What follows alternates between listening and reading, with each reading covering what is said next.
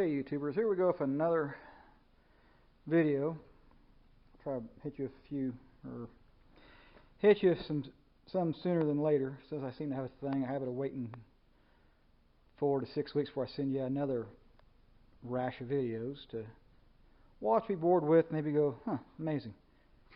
Anyway, enough of that BS. Another use for a car lift. I put this car lift in my shop last weekend. It was the 23rd and 24th, Friday, Saturday deal. I think it was. Anyway, put my lift in. So far I've used it for everything but automotive. I've used it to pick frame my zero turn up so I clean the deck out, sharpen the blades, take the blades on, all that crap. And now I'm using it for my 6-foot woods bush hog. Set it on the things you can see, raised it up so I can get around it. But as I'm working on it, which I started to sharpen the blades and straighten out some bends in the back of it, and I just happened to realize these bolts right here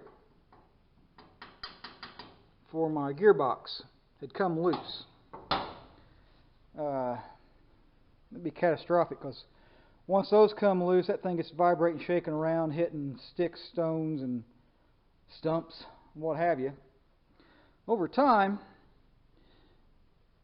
this nut's either going to fall off that bolt, or you're eventually going to start welding out that hole. And you're going to start getting cracks in that mounting plate right there. And once you get that mounting plate cracked, unless you're a really good welder or fab shop guy, you got just a big old giant piece of scrap metal sitting in the junkyard or in the puke weeds, wherever you want to put it. But anyway, so right now I'm in the process of tightening these bolts up. Now, of course, this lift, I'm getting to be an old, fat, lazy man. You know, like I said before, work smarter, not harder. But I'm going to take and put my wrench on that bolt right there, sort of tighten up against the gearbox. Then I'm going to take and raise this. See, I'm more of a shot much you probably want. Raise this up. And I'm going to go underneath here and I'm going to take and make sure that bolt's tight. I've already tightened the front two, and they were both loose. But kind of one of those, I guess what you call a heads up video before you go to the mowing your roadsides or pastures off, what have you. You guys might want to take and check your mowers out really good before you go. I don't want you guys to get hurt, which I'm sure all this stuff's in your manual telling you do this, do that. Of course, the nice thing about this lift, as you've just seen, you've heard in the background, I raised it all the way up. Actually, I went until it hit the stop up top, up there, right there. The cylinder hit that stop, and then my safety wasn't quite latched, so I just hit the release right here and let it come down so it's positively latched in place. Then we'll get under here, and on this Woods mower, you know, bolts right here, hits the bolts right there. I'm going to tighten that up, and I'll raise it and lower it, and I'll do the other one. Like I said, these first two are already done. But as I had it up in the air, the initial thing was to, you know, sharpen the edges up a little bit on the blades. I'm not the best at sharpening blades, but put an edge on them so they cut a little better. And with this being a light-duty mower, I've wrinkled this.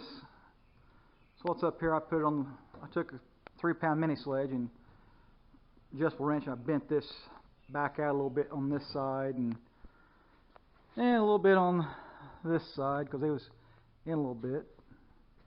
They started to kind of ball up as I was mowing. It wasn't actually just letting the grass lay flat. But then again, I do tend to leave it damn near right on the ground when I'm mowing. I mainly just mow the horse lot with it. Horse likes that young tender grass. He doesn't like that tall stemmy stuff. But anyway, enough jabbering. We've killed 5 minutes. Yeah, and this here's, what is the date?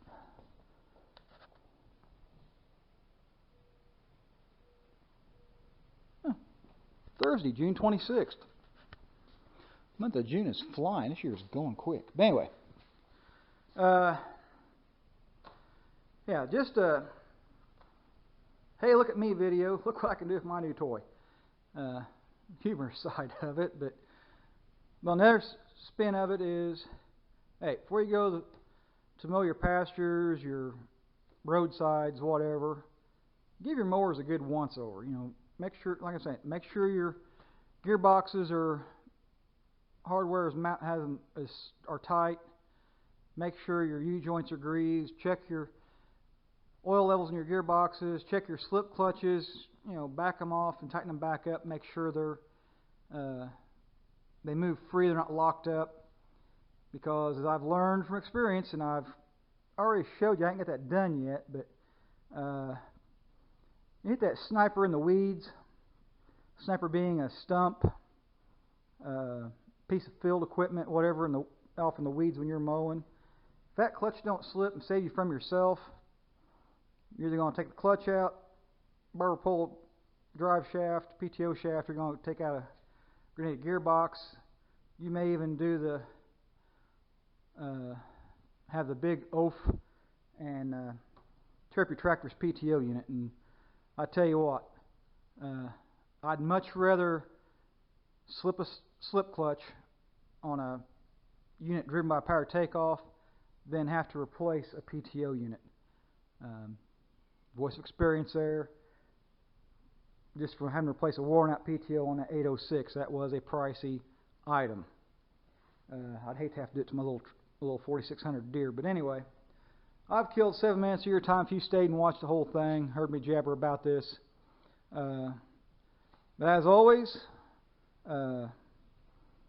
thanks for watching. I do appreciate it. Those of you that have hit that subscribe button, thank you. I'll still try to keep you entertained some way. And for the rest of yous and the subscribers, hey, hit that subscribe button, hit the like button, rate and comment. I like interacting with yous.